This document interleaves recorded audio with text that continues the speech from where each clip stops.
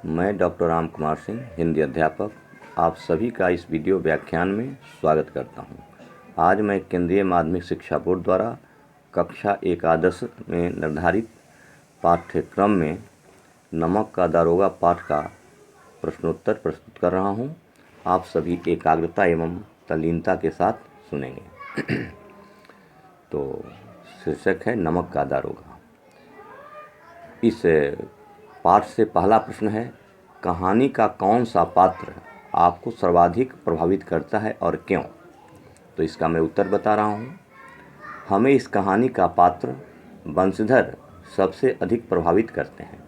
वह ईमानदार, शिक्षित, कर्तव्यपरायण व धर्मनिष्ठ व्यक्ति हैं।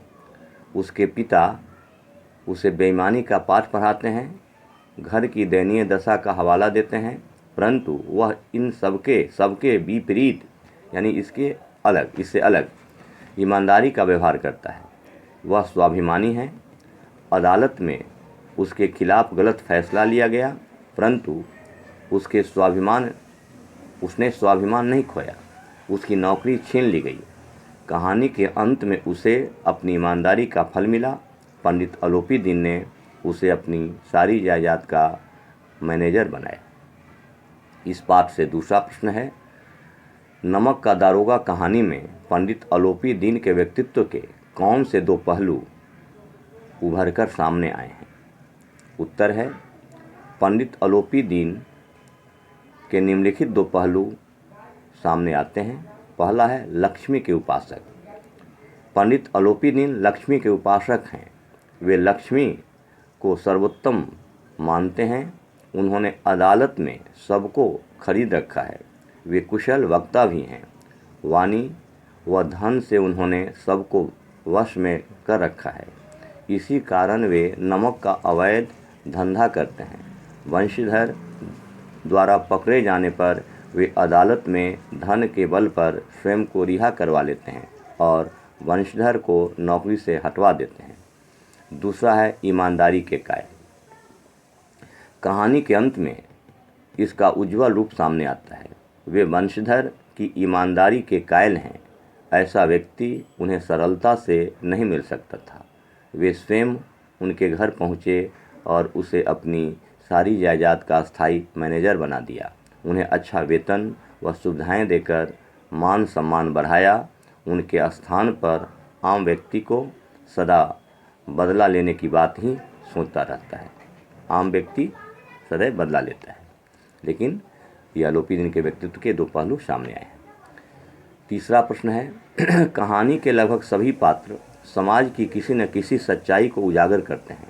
निम्नलिखित पात्रों के संदर्भ में पाठ से उस अंश को उद्धृत करते हुए बताइए कि यह समाज की किस सच्चाई को उजागर करते हैं। पहला है वृद्ध मुंशी जी, दूसरा वकील और तीसरा है शहर की भीड़।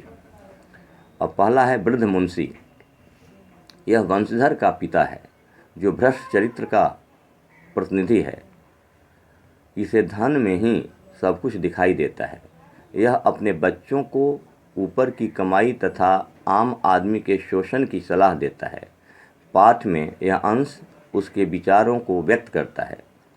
उसके पिता एक अनुभवी पुरुष थे। समझाने लगे, बेटा, घर की दुर्दशा देख रहे हो, ऋण के बोझ से दबे हुए हैं, लड़कियां हैं, वह घास फूस की तरफ बढ़ती चली जाती हैं। मैं कगारे पर का वृक्ष हो रहा हूँ, न मालूम कब गिर पड़ूँ। अब तुम ही घर के मालिक मुख्तार हो। नौकरी में ओहदे की ओर ध्यान मत देना, यह तो पीर का मज़ार है। निगाह चढ़ावे और चादर पर रखनी चाहिए। ऐसा काम ढूंढना जहाँ कुछ ऊपरी आय हो। मासिक वेतन तो पूर्णमासी का चांद है जो एक दिन दिखाई देता है और घटते घटते लुप्त हो जाता है। ऊपरी आय बहता हुआ स्रोत है जिससे सदैव प्यास बुझती है।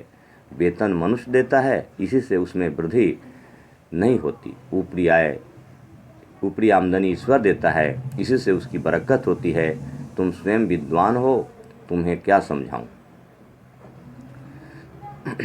वे बेटे द्वारा रिश्वत न लेने पर उसकी पढ़ाई लिखाई को व्यर्थ मानते हैं। वे कहते हैं पढ़ना लिखना सब अकारण गया। दूसरा है वकील। वकील समाज के उस पेशे का प्रतिनिधित्व करते हैं जो सिर्फ अपने लाभ की फिक्र करते हैं। उन्हें न्याय अन्याय से कोई मतलब नहीं होता, उन्हें धन से मतलब होता है। अपराधी के जीतने पर वे प्रसन्न होते हैं। जैसे वकीलों ने फैसला सुना और उछल पड़े, स्वजन बांधुओं ने रुपयों की लूट की, उदारता का सागर उमड़ पड़ा, उसकी लहरों ने अदालत की नींव तक हिला दी। वकीलों ने नमक के दारोगा को चेतावनी तक दिलवा दी। यद्यपि नमक के दारोगा मुंशी बंशीधर का अधिक दोष नहीं है, लेकिन यह बड़े खेद की बात है कि उसकी उदंडता और विचारहीनता के कारण एक भले मानस को कष्ट झेलना पड़ा। नमक के मुकदमे की बढ़ी हुई नमक हलाली ने उसके विवेक और बुद्धि को भ्रष्ट कर दिया। भविष्य में वे होशियार रहें। तीसरा है शहर की भीड़। शहर की भीड़ तमाशा देखने का काम करती है। उन्हें निंदा करने व तमाशा देखने का मौका चाहिए, उनकी कोई विचारधारा नहीं होती।